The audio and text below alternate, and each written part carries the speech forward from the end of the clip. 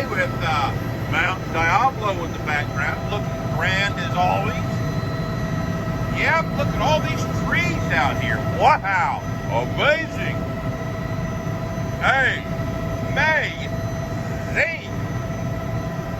Anyway, we had a good day. We got our work done that we had scheduled for today, and we got some rain coming in tomorrow, so probably, I'm not for sure yet, but might have a day off tomorrow. Anyway, just wanted to give a nice video. Got some nice colors going on. Sunshine's poking through the clouds there. Yep. Nice. Oh, there's our favorite fake pine tree. Disguised. It's a cell tower disguised as a pine tree. Check it out.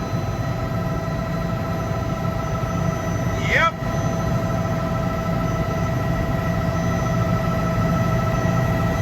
Here she comes.